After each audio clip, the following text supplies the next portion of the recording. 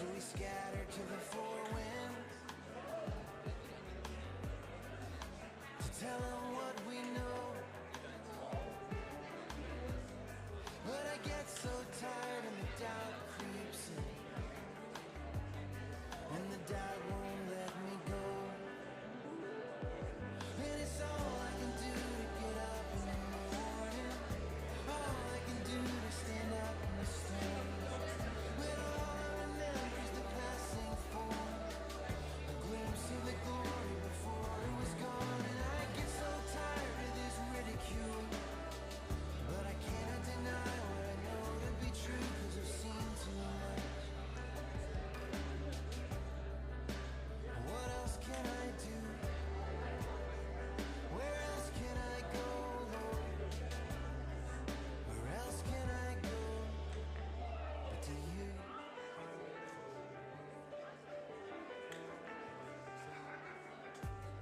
I've seen too many faces, all shining like the sun. I've seen too many skies on fire, like the face of the Holy One. I've seen too many eyes wide open that once were so blind, all burning with the beauty of the same light.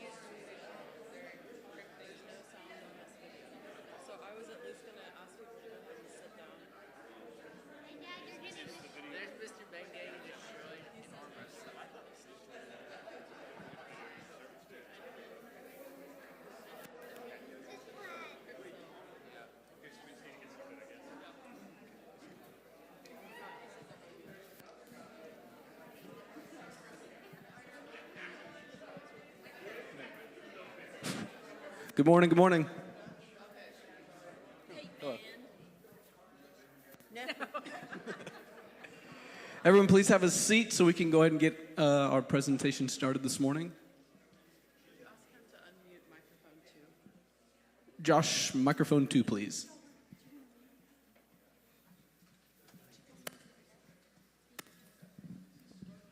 All right. Ooh, that's kind of loud. Is that super loud? Good morning. Everybody make your way. You might be able to see the pictures better if you sit closer to the front. I'm just saying, but it's up to you. Welcome. Thank you for coming to the presentation on the Romania trip. As you can see, we had 18 people go on the trip with us. We have a video rolling. We're having an issue with so I'm not sure if the video is going to work, but we do have a slideshow of pictures, and each of us is going to say something about the trip. We went from June 6th to June 13th to a place in rural Romania called Susan. It's Susan. It has an I on the end, but it's a silent I, so you've been saying it wrong, probably. It's Susan. We went to visit Ovidiu and Adina, their husband and wife, and Adina was born in Susan. As a kid, she wanted to leave Susan and never come back. And over the years, through many different trials and circumstances in her life, her heart was changed on that, and now she never wants to leave. But they have lived there for 25 years since they got married, and at first they just did ministry out of their homes. They would, whenever Ben went in 2013, he slept in their hallway on a blow-up mattress, and he's been pastoring, they've been ministering together, visiting people, and sharing the gospel with people. I'm getting off track. Sorry. Ben, why don't you start? Thank you for that. So in front of you is the group that went on the trip. We had 18 total, 12 youth, 11 youth and Isaac, a youther. And so here's our students. Does everyone know our students? No? Introduce them. Introduce yourselves. Start with your name and your age. My name is Isaac. I'm 8. My name is Liam, and I'm 13. My name's Ethan, and I'm 14. I'm Aiden, and I'm 17. I'm Tristan, and I'm 16. I'm Hunter, and I'm 17. I'm Cora, and I'm 16. I'm Sage, and I'm 16. I'm Rebecca, and I'm 18. I'm Ella, and I'm 16. I'm Jay, and I'm 14. I'm Sophia, and I'm 14. I'm Melody, and I'm...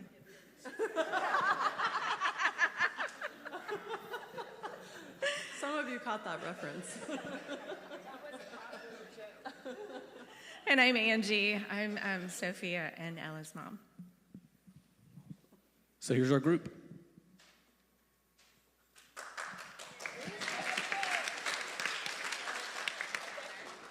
There's 2 more chaperones down on the end, but I'm going to get my steps in today. Hang on. I'm Becky, and I'm not going to tell you my age, no. But I am the senior one on the trip. And I am Kelly. Nice to meet you. Okay, thank you. So, a pretty large group. So what were we doing there?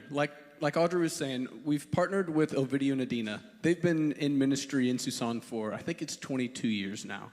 Ovidiu, when he graduated seminary, he met Adina, and they went to her village, Susan, and not while they were there, but shortly before they arrived, the pastor of the church of that village had passed away. And Ovidiu strolls in, and they say, perfect, we got a new pastor. And much to Adina's disappointment, they stayed, and they've been there ever since. However, after a lot of ministry and a lot of blessings through that, she's excited to be there. So what do? They have, it's a small village of maybe 200-ish people. So they live in Susan, but there's a lot of villages surrounding. So they have a lot of different ministries tied up in all those villages.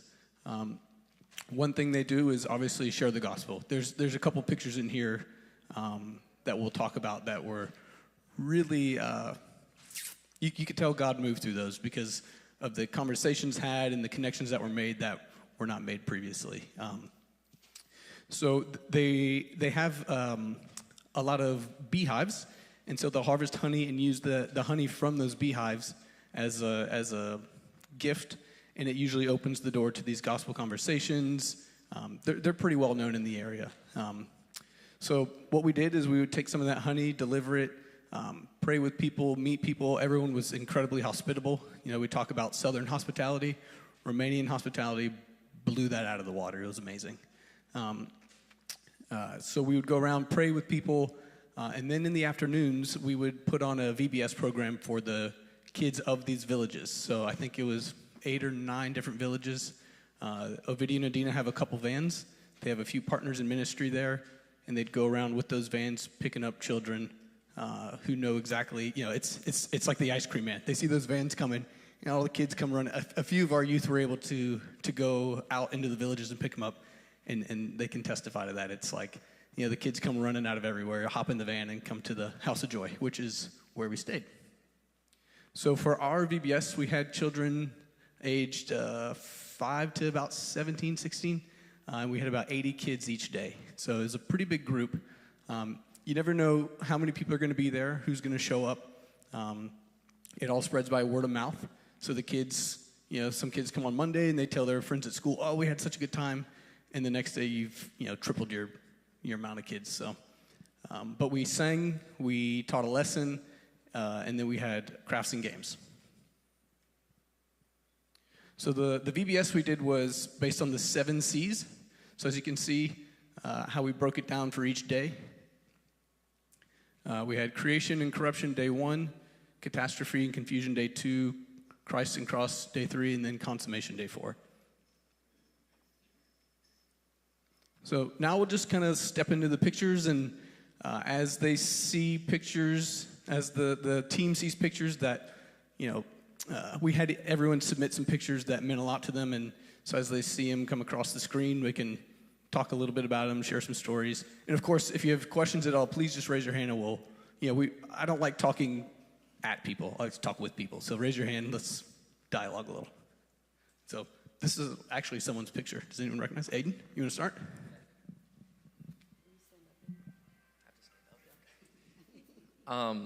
This was one of the houses that my group visited. It was me, Pastor Kelly, and Liam and Ethan, and Miss Melody. You know, we would just visit houses and try to spread the gospel, give gifts like honey or candy, you know, just preach the word, share some verses with them. And I chose this family in particular because this was the first time that I have actually like shared the gospel to someone, like with my words and trying to explain it, and it was just a very special moment for me, and it taught me a lot, and that's something that I've been trying to get better at, is like talking and trying to spread the gospel, and this was just a very special moment for me. Oh, I'll talk about this. So, Ovidio and Adina, there's 2 different churches that they're involved in. This church in particular was a newer church that they had built, I think, in the past few years, but this is in the lawn on the side, and this is where they have their beehives. That's what you're looking at, are beehives, and they produce a massive amount of honey. I just had to get a picture of that because I just love that they do that to supplement their ministry. Oh, this was my... Hello? Okay. This was my picture. So the reason I put this picture up here is because the young man in the white t-shirt, so you have Sophia, the young man in the black t-shirt, he was Vlad. He was our interpreter. Everyone loves Vlad. Hopefully you guys will get to meet him October-ish.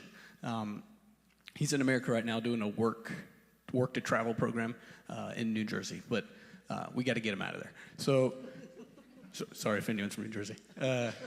So the young man in the white T-shirt, he was actually a young man when I went the first time in 2013. His name is Bogdan, and I couldn't believe that we'd crossed paths again. His younger siblings were participating, and we went to their house to deliver honey, and we had this weird like reconnection moment that it was really cool.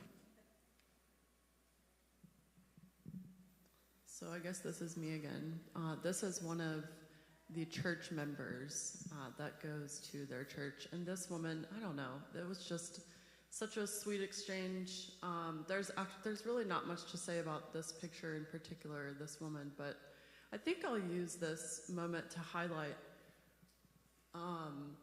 how much the love that Adina and Ovidiu have for these people. This is their home. There's nothing disconnected about the way that they go about their ministry.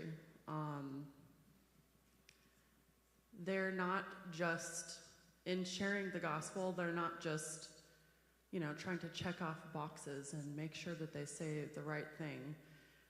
They have poured their lives into this region, and it's really hard to convey that. I don't know, it's very hard to explain that in a way that you'll really understand it, but being there and seeing them with these people, like when we would go and knock on doors, they already knew these people because they've been visiting them, they've been speaking with them, they have real relationships with them. And so to them, these are not just people on a screen, these are real people that they love. There's so much love behind what they're doing. All right, I promise the kids are going to talk at some point. This picture, I wanted to put this picture up front because this was something I wasn't aware we were going to do. This is in a city called Lugoj. It's the city closest to the villages. It's about 40,000 people.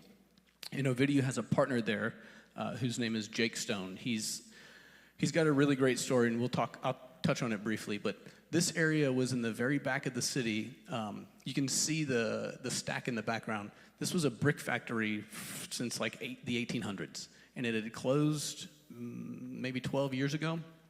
But in this area, they had like row housing for all the people who had worked in the brick factory. And although the factory had shut down, a lot of people still lived there, and it was the conditions there were pretty remarkable. It was a tough environment to walk around in. It was a lot different than the villages. The villages, we were accepted. Like Audrey mentioned, Ovidiu and Adina have worked to build these relationships for decades. Whereas here in the city, we were a little more strange and we were a little less received. Most people were pretty hospitable, but a lot of times, people would kind of turn their backs on us or kind of shoo us away. But Jake Stone is a really remarkable young man. He's a Romanian national. He was adopted by an American family out of Indiana. He lived his life in America with that family, but he had come into some trouble when he was a teenager, and he wasn't sure what was going on with his life and why he was so upset. And what happened was his adoptive family took him back to Romania, and he was the first orphan to visit the orphanage he grew up in after being adopted. And after that day, he went back to America, essentially sold everything, and went and started doing ministry in Romania, and he's been there since 2018. So I've got a cool video of that. We'll put it on the church Facebook page. It's like a ministry update from him. But he works with, there's no orphanages in Romania anymore. There's a long history behind that we won't have time to go in. But he is a house parent. He has 9 boys on a big piece of property that has multiple houses. I think 45 total. And essentially they're orphans, but they're cared for through this foundation. And he's one of the house parents. He found his way there. The Lord put him there, really. And it's a remarkable story. There's some pictures later on where you'll see he brought some of the boys from the foundation to fellowship with us, to participate in what we were doing. and a lot of us really clicked with those boys. But anyway, I wanted to put this picture up because I wanted to mention Jake Stone and also this other area. And that's him. That's kind of the row housing. You'll see other pictures, but that's Jake walking through, kind of showing us everything. He has a real passion for youth. So he mentors the youth in that area. And he and Ovidiu pastor a church just right on the block. That's one of the houses.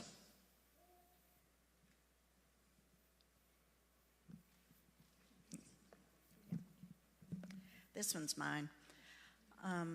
Our team, the visitation team, was Adina and Audrey and Hunter and Tristan and I. And this was one of the homes that we visited, and I couldn't have been more proud of our youth. I'm telling you, as parents, you should be so proud that you've brought your young people up. The spiritual maturity of this group was incredible. And when asked to pray or witness, each one of them, the ones on our team, I can't speak for the others, but working with them throughout the week, I know that they were just as involved and engaged in the visits. But this was one of the times, and shame on me for taking a picture while they were praying, but Hunter was actually praying with one of the people that we were visiting. And everyone that we visited, one of the questions we asked were, do you know where you're going when you die? And every one of them said, only God knows. There was one exception. One young lady said, I'm going to hell, and I know I am. So it was really an eye-opening. But again, these young people, as a church, as a family, as a community, you could not be more proud of these young people. They have just thrilled my heart and given me such a blessing to know and work with them.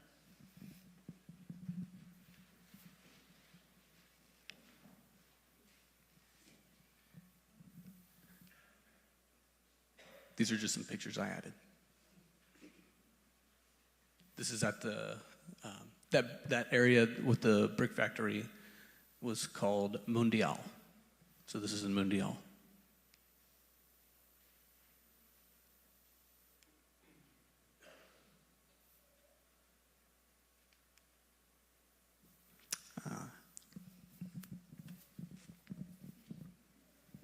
Okay, so this is my picture.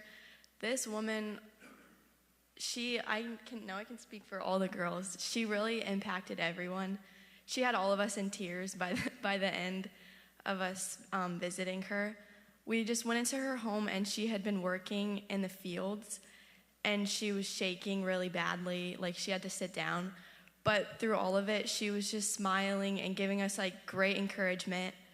She was just reminding us that even if times are rough, you can still praise God, and she was just really strong through it all.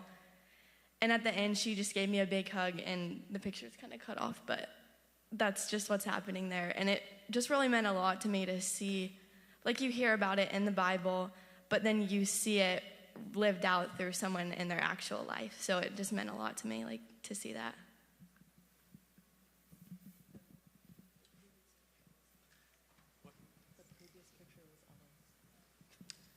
Yeah, well, I assume most of the girls, so in my group, I was with the girls and Vlad, and like Cora mentioned, this had everybody weeping by the time we were done. This woman was incredible. And most of the girls had submitted this picture as something they want to talk about, so you can just pass the mic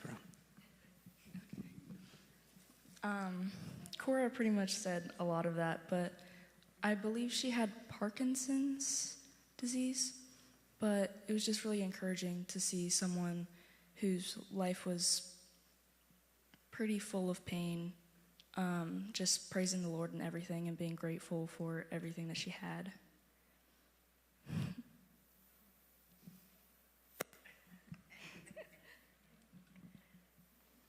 So yeah, just to add on that, she was kind of praying over us and just telling us how grateful she is that God is helping her walk and everything, and it was just really encouraging to see someone that's struggling praising God so much and encouraging us.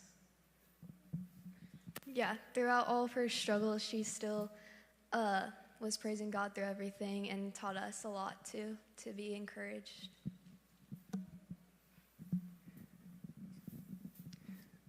So she's a Christian. She's a believer. She was a member of one of the.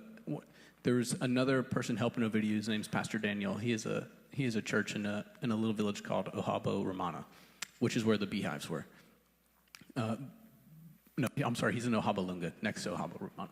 Anyway, she's a member of his church. She was, we would go up to these places, and you didn't really know what to expect. Sometimes you share the gospel. Sometimes the gospel gets shared with you. And that's what happened here. This woman was absolutely incredible. And she had a beautiful home. You can see all the flowers and stuff. So this was in the brick houses in the brick factory when we visited them. These two men, they were working outside, working on their roof. And as we got to know them, the older man, I can't remember his name, but he grew up in Catholicism. He didn't really know much about it. He only ever went there to play with the playground with the kids. And then the older man, he'd never heard the gospel before. And it was a really special experience because I was able to share the gospel with them and pray for them afterwards. And they were really impacted by the message, and it was just really special.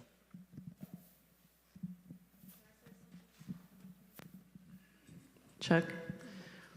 So these guys in particular, they admitted to us pretty readily that they were alcoholics. They, I feel like in America, it's like people don't just open up to you immediately. Some people do, but these guys just laid it on the table. They're like, yeah, we wake up in the morning at 6 a.m. and we start drinking to relieve our pain. And so that just gives a little deeper of a picture behind what they're going through. One of them has no family. The other one has a son but lives in another country. You could just tell that they were very alone and in pain. They said that they have a lot of pain. And so in that moment, Hunter shared the gospel with them. We spoke with them for a long time and asked them questions about their lives. And that visit really stood out to me as well.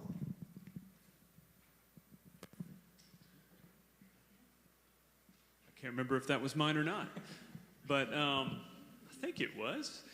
This was a very interesting home visit we did. So the wife was a believer, and the husband, was not. And he came over, listened to everything we said. I believe we did share the gospel with them. I know we prayed over them. But this was, you see the lady in the very back. It was just kind of a neat little opportunity that happened where we were there to share the gospel, to serve this couple, and this lady comes bolting by. She's an older lady, but man, she was trucking. And she had a big hoe with her that she was about to go into the fields, and she stopped.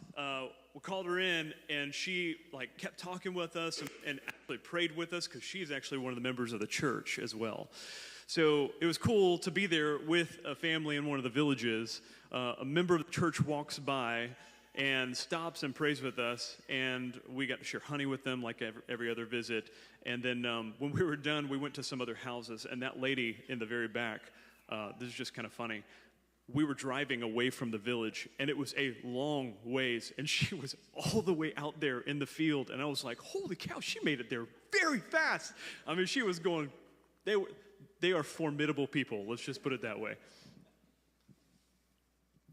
Oh, this is mine too. Okay, this is a really special story. This actually meant a lot to Ovidio, who you see there. Ovidio, the pastor, talking to the older man. We were visiting some of the people in one of the villages. I can't pronounce any of the villages' names. But he just we're driving the van, and Ovidio said, let's stop and talk to these men. I don't know them very well. I've seen them, but I don't know them. I was like, great, man. The Holy Spirit moment, right? We're just going to stop, and he just really wanted to talk to him. So we stopped, talked to him. We kept asking questions about faith. And, there's a strong Orthodox bend there. There's also a kind of a charismatic bend that's not healthy. That is that they try to tell people they don't have the Holy Spirit unless they have this second baptism, and it makes a lot of people doubt their salvation. So we were asking questions about this stuff, and this guy, this old man, kept answering in ways that was like really theologically sound. I mean, he wasn't like a theologian or anything, but what he was saying was agreeing with us without saying I agree with you. And I got to the point where I was like, man, you sound like a Baptist. And he was like, my father was a Baptist. And then we come back to it after we talk a little while. I was like, no, really, you sound like a Baptist. And he said, my mother was a Baptist. And he kept going on and on. Eventually, we found out that he was not a fan of things like that were very customary, where they would touch bones and stuff like that and pray over these bones and everything. Very, very sound guy. And when the conversation was about over, we found out that what's Ovidia's wife's name? Adina. What is it? Adina. Adina's dad was a pastor in the area for years and years, like a well-known Baptist pastor who was very faithful in this area. And the Baptists have kind of declined significantly because of the other versions of faith out there. That man was the last, basically, of a generation that was discipled by her dad. And when Ovidiu found that out, he almost lost it. Like, oh my word, like the last of a generation. But what I think that spoke to me is that this particular village was one where Ovidiu was like, we need a church here. We're looking at this village. We really need a church here. And everywhere we went, there were these little inklings that this place was prime for a church. And I was overwhelmed. I was like, Ovidiu, like, this place is ready for a church. And he's like, we're going to do everything we can to put a church here, especially after meeting him, a very faithful man, just out there on his own with no real church to go to that's a Baptist church or anything. And he's just being a faithful man after all these years being discipled by her dad. So that was pretty cool. I love that. One thing to add to that real quick, because of our church's extreme generosity and faithfulness in supporting our mission and Ovidiu and Adina's mission, they've actually just started the seed money to start the church in that village as of like last week. So.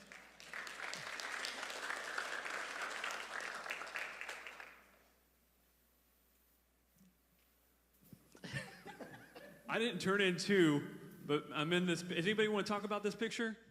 Anybody? We can keep moving. Yeah, we can keep moving. This was a home visit. It was a very awesome visit. So we already, Kelly showed the picture with the lady in the back. So this is the family we visited, and they were very poor.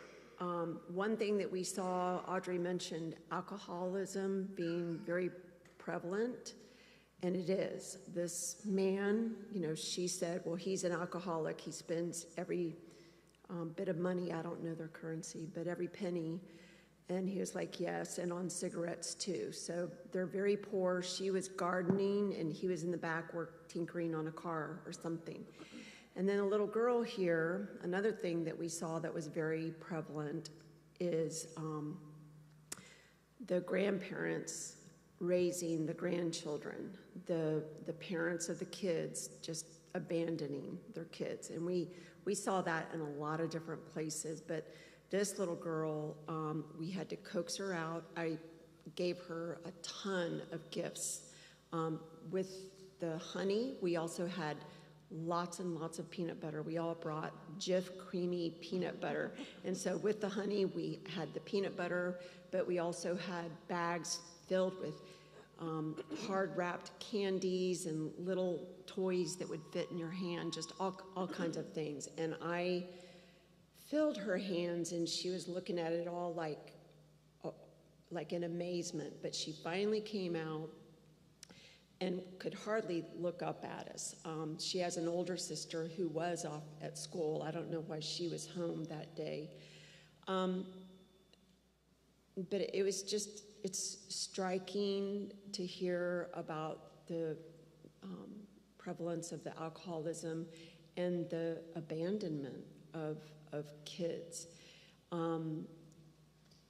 Anyway, I was glad to get this picture here, that she actually looked up a little bit, but anyway. Next. Oh. That's our speed racer. Yeah, I don't know if that's my picture. I had a picture of her that showed the whole hoe. So as Kelly said, she was speed walking by. They had their gates closed, but they recognized her and went out to grab her to come in. And she came in, and she had the strongest grip for a handshake. I can remember she was shaking all the guys' hands, and everyone was going, whoa! You know, she's a strong woman. Like, her stride was, like, very aggressive. And she left her hoe out front, and we visited inside the gates. And when we were finished, after the prayer and everything, I mean, her countenance, y'all. I want to add also, I don't think never mind, I'm not going to say that. No, okay, I'm not going to say that. Anyway, her countenance was just amazing. She was so, like, her light, her face was just a light.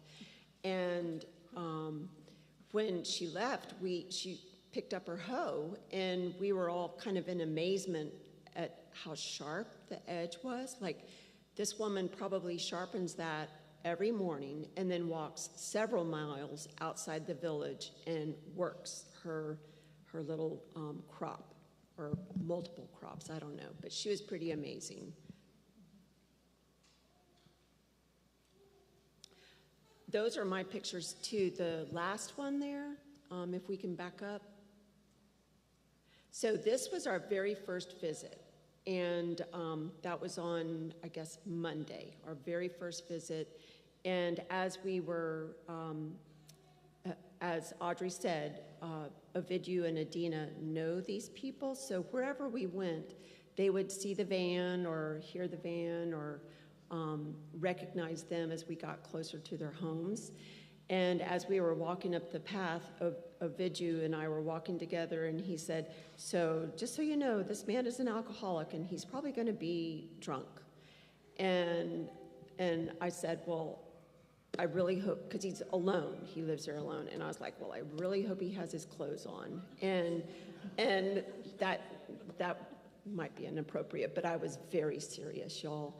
So anyway, we get there, and he was kind of a crusty old guy. He was not super talkative, but he did show us his garden that sustained his life. And he lived there alone, and, you know, Ovidiu visited, talked with him. He didn't translate every single word that he shared with us, you know, about what was going on in his life, but we prayed for him, and he was friendly, so anyway.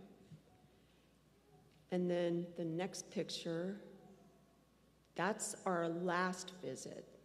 And that was in the same village where the lady with the hoe and then the gentleman on the side of the road that we stopped just kind of spontaneously. This was our last visit. And if I remember correctly, this man is a pastor of one of the Pentecostal churches. And his wife had died in the last couple of years.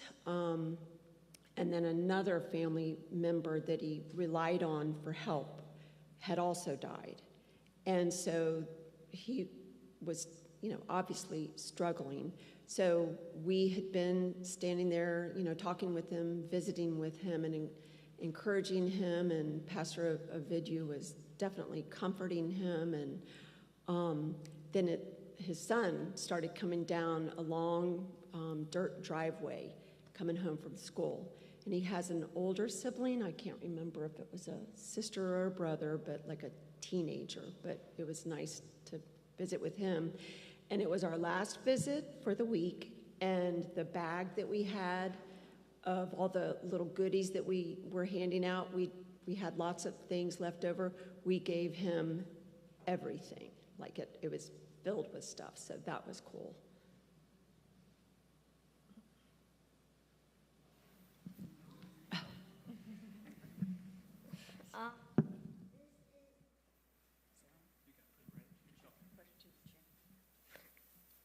This is a dog named LaBouche. The dog, we were just like talking to the people, and then the people said that there was a dog, like a little puppy somewhere, and then I was just looking around, and there was so much chickens. There was like 350 chickens or something like that, and I found the little dog near a bicycle. And then Miss Adina went to go like pet it, and then she was just like talking about Romanian to it, and I was like, "What are you saying?" And she's just like, "Don't worry about it." And so, the dog just kept like coming up to me and like biting my shoelaces and just like yeah.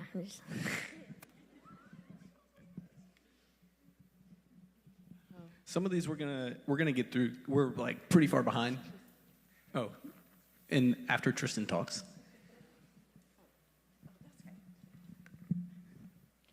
This was I believe she was half paralyzed on like one side, and she was a part of Edwina's and Evidiu's church, and she was just like really like joyful, and you could like feel like the love that she had for the Lord, and she was just really kind, and it was just kind of impactful.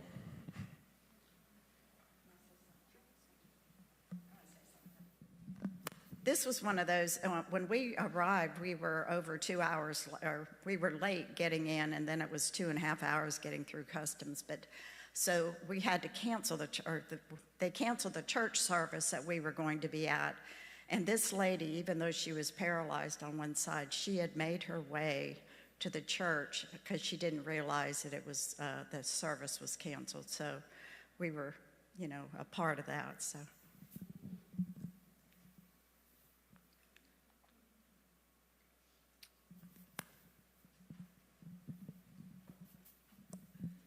So this is another family that we visited on our home visits, and we were at their house for a long time. And they were really hospitable, and they were sharing their testimony, and I think they fostered some kids. So that was it was great hearing their testimony and how they're serving the Lord. And yeah.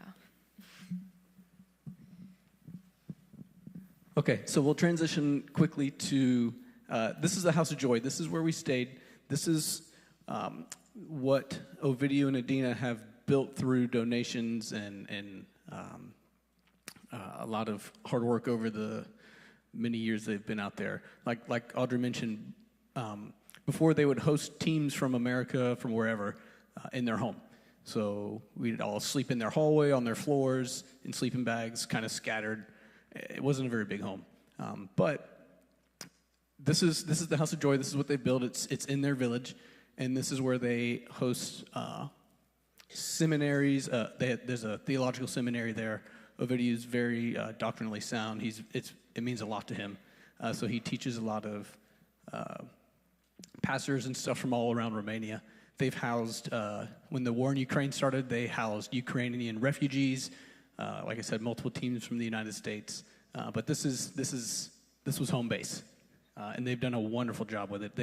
They've done a really good job of keeping, I don't want to say comfortable, because it gives you maybe the wrong image, but it gave us some comforts to where we didn't feel like we were just thrown in a foreign land and really struggling.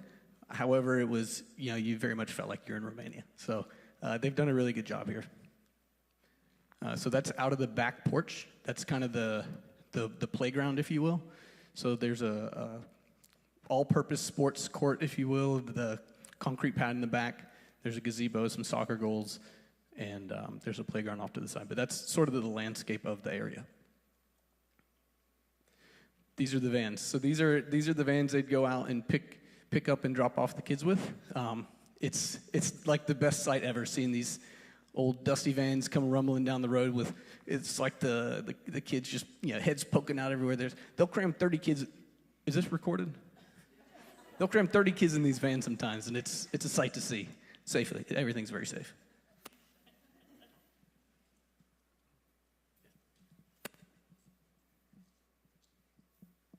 So I just want to say something quickly. I was one of the teens that got to go and pick up these kids. And, I'm sitting by Ovidiu, and as we pull into the village, we go past another village. I went with him to the farther one. And so I just saw these kids, running, trying to get into the car first to make it to the House of Joy. And it was really cool. I was, of course, squished when they came in, but they would all run as fast as they could to the vans. And it was kind of encouraging, because I didn't know how it was going to go, but it was really encouraging to see that these kids want this. Or, maybe they just want to play with each other, but, they really enjoyed some of the times that we had. I just wanted to say that because it was really an encouraging moment. So this was the room we would meet in, where we would sing and teach our lesson. Then we would break off. The younger half would do crafts, the older half would do games, and then we'd switch. But this is just sort of a feel for the room. Well, this is just a random picture nobody chose. Okay. So I just wanted to choose this picture because there's a lot of, the kids are in it. And so I can name them really quickly from left to right. Andrea, Leia, and then obviously Sage. And then Sarah, who was she took to me and Sage very, very quickly. And then Anais. And it was just really cool that these kids, we were total strangers to them, but they talked to us like we were best friends for our whole lives.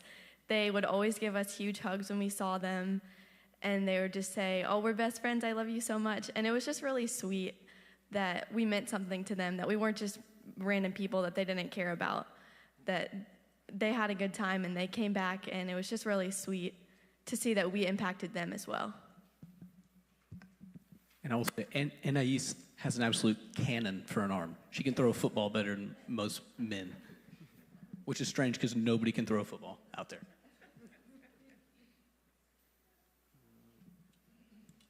I think this is a couple people's. So this is where we would do a lesson for VBS, and this is part of it was doing worship music, and I just thought it was really interesting and really cool to see. We would sing in both English and Romanian at the same time, and it was just really interesting to see the whole room praising the Lord, and no language barriers or anything, just everyone all at the same time. And me and Cora also helped with leading the English part.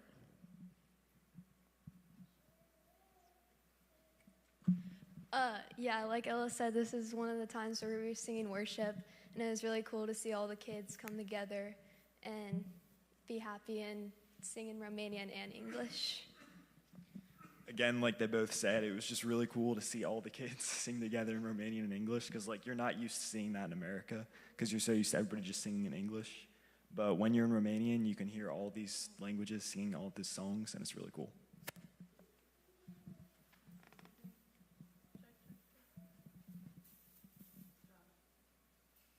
So, okay, it was not in the plan for Cora and Ella to sing. I was supposed to sing. I didn't know that until I got there, but it's fine. But I lost my voice almost completely after the first day. And that's never happened to me before. I get sore throats and, a husky voice. But I lost my voice. I could speak, but but the moment I started to sing, my voice would disappear.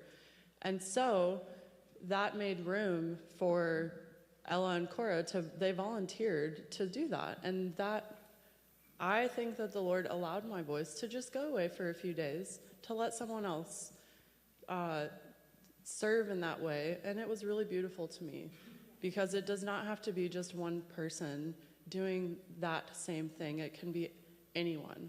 And that was one of my favorite parts of the trip.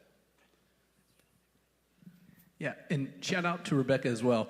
For those of you who don't know, Rebecca is Romanian and speaks fluent Romanian, and so she would help out all the time. She was our de facto translator when we couldn't find our help, and she was so wonderful. And in this picture, you can see her singing in Romanian.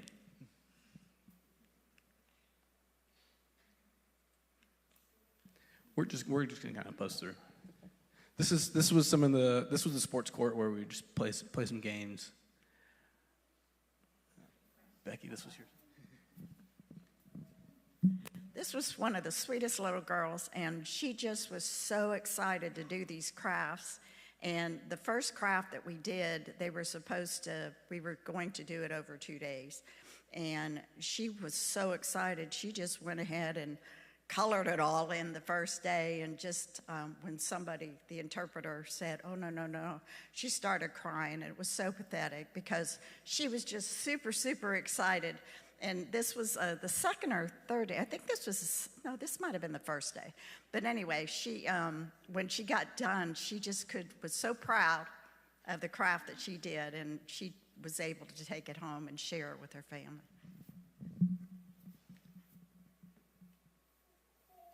This is the back of the House of Joy.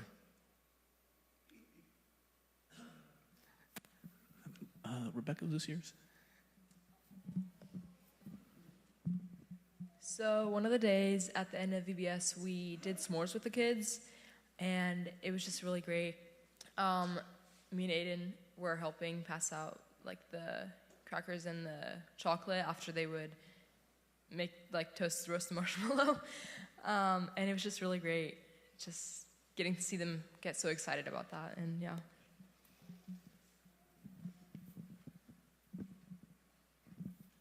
Sophie, this was yours. It's kind of chopped up. This was one of my pictures, and it was for the older youths, and they were doing the crafts. And I don't want to throw anybody under the bus, but for classes, people feel like they're don't want to be doing the crafts or singing, but they really were, and they were all doing the crafts, and it was so encouraging to see that they were all participating fully.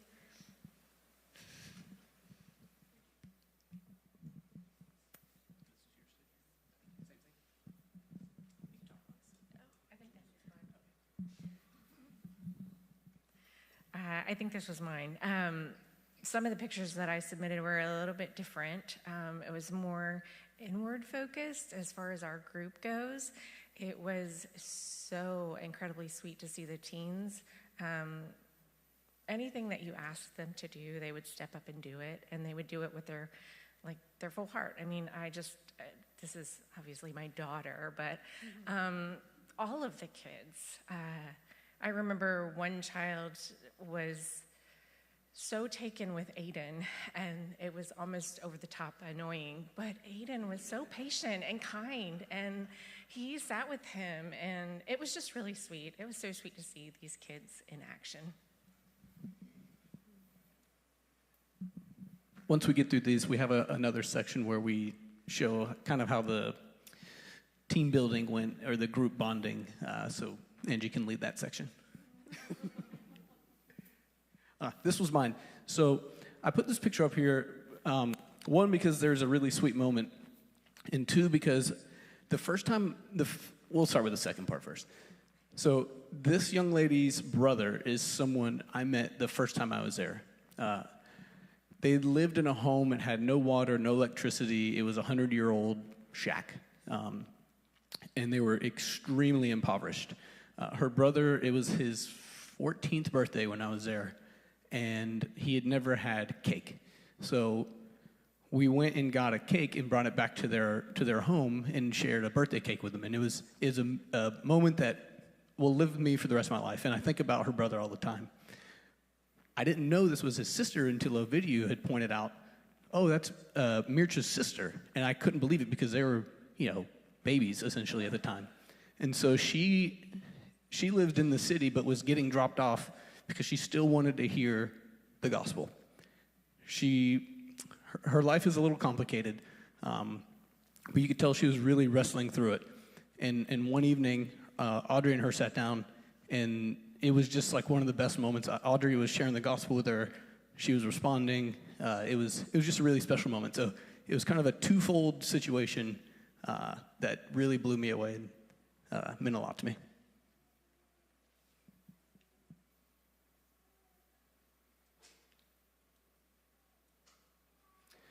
One thing we would do is prepare sandwiches for the kids before they would leave for the day. You don't know what situation they had at home. A lot of times you could pretty much assume that there wasn't much food in their home. So one thing Ovidio and Adina do is provide these little sandwiches. It's super basic. It's bread, a couple pieces of salami, and ketchup, oddly enough.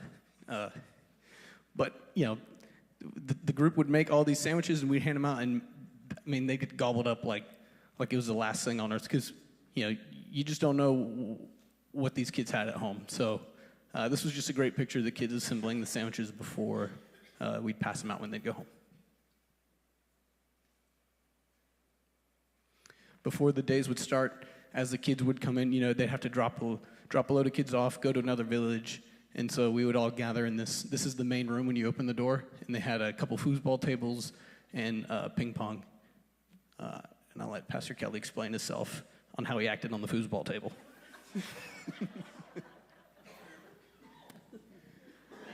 There's arts and crafts.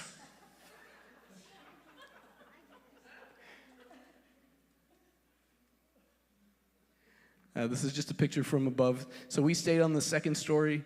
The first story was like the kitchen, dining area, the main area, and the teaching area. That's the sunset from the second story, I think. But that's kind of overlooking the village.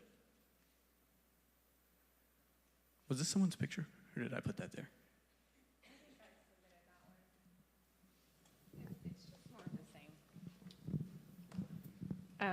More of the same.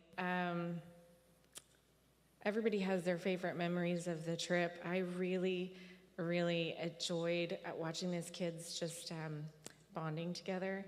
They are so close.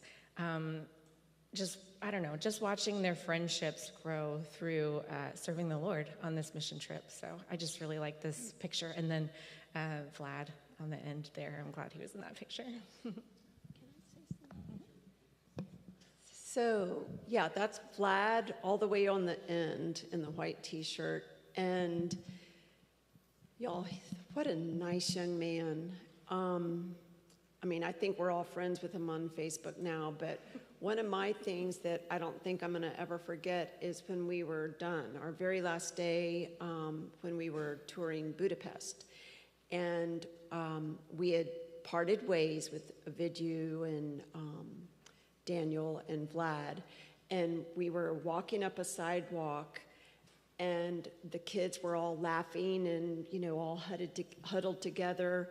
And I'm not sure who said it. It might have been you, Rebecca, but I heard somebody say, "Oh, I really miss Vlad." And everyone was like, "Yeah, I wish he was here." And just the friendships that were made.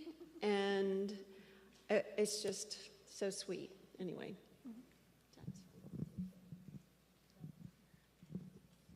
Oh, Kelly, you want this one, or do you want me to? You do it. Okay, we're gonna do this super quick because this was one of my favorite parts of the trip. So this guy was a helper of Ovidio. I actually know his son. His son was a translator when I went the first time. He's now a pastor in Timashore. But this guy is great. He was wonderful. He kept everyone laughing, and he didn't know a lick of English, but he knew the accordion and he knew how to make people laugh. And he was very good at ping pong. Yeah, but he was a local villager. He was the kids love arm wrestling, and so the evenings would turn into the afternoons would turn into arm wrestling. And this guy, he's been a farmer, grew up in rural Romania his whole life, and he was just sitting everyone down. And then Kelly walks up. And Kelly arm wrestles him and wins. I think he was being nice to you. But he thought it was the funniest thing in the world. And so I got a picture of them. Then he asked, you can see his phone. It's not a new model phone, but it is a phone. And he asked to take a picture of Kelly. And so he got a picture of Kelly against the wall. And then he asked if he could get a picture of Kelly with his picture of Kelly. And that's what you see here. It was one of the funniest parts of the whole trip. It was great.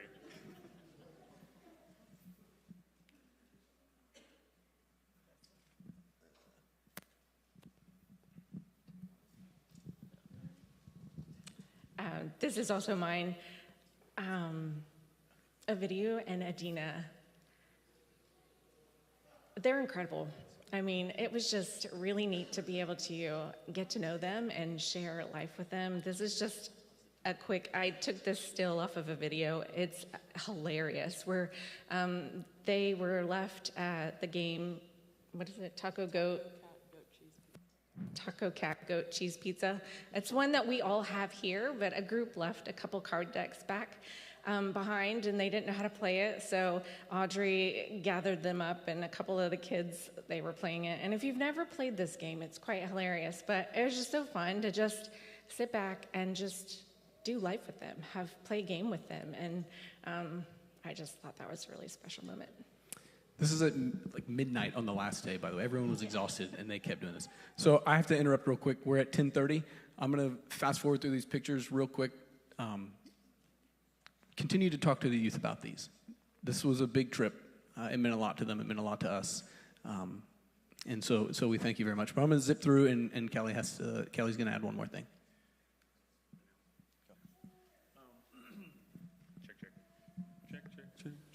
Check. Here we go. I'm going to use this one. So, number one, I want to just share with you that this was a really great trip for a few reasons, but particularly because they were serving and being trained at the same time, which I think is just such a wonderful way to serve. Like these these students, they got put on the spot. I mean, when we were especially doing the home visits, we put them on the spot. What do you have to say? You know, Ovidio would say, go ahead and challenge them. He would talk to the kids and challenge them. And he meant like invite them to church or something. And the kids had to come up with what to say and on the spot. Hey, share the gospel with them is what we were telling them. And like Aiden said, they shared the gospel with people sometimes for the first time. So I'm just very proud of each one of them, and I think you should be too. Plus, I think you guys, man, you have no idea what work went into putting this together for the Yadens. They did a fantastic job putting it together, and I would love for you guys to give them a round of applause. The kids and Yadens. It was an excellent trip.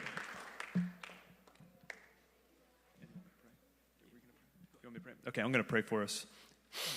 Lord, thank you so much for this opportunity. It's an opportunity to glorify your name, and that's what we want no matter what. We want you to be glorified. These students want you to be glorified. We as the leaders wanted you to be glorified on this trip, and we believe you were. The gospel was shared. You used our little efforts that seem like such small efforts, and you multiply them. You were already doing such great work through Ovidio and Adina, and they've been there for decades doing such faithful work, and it's so good to see the fruit of their labor and to see some of the immediate fruit of the labor of these students while we were there. I ask that the work there would continue, that you would multiply their efforts, bless the work of their hands, Lord. I ask that one day we would be able to return and just contribute to the ministry that's already going on there again. I ask, Lord, that you would, through recaps like this, remind us that this is not just our goal overseas, but it is our goal right here in our neighborhoods and on our streets and with our coworkers. This is our mission, whether we're overseas or we're here. And I pray that that would be impressed on our hearts right now. Thank you for all you've done. All glory to you for the work that was accomplished. And thank you for doing this work through our students. In the name of Jesus Christ, I pray.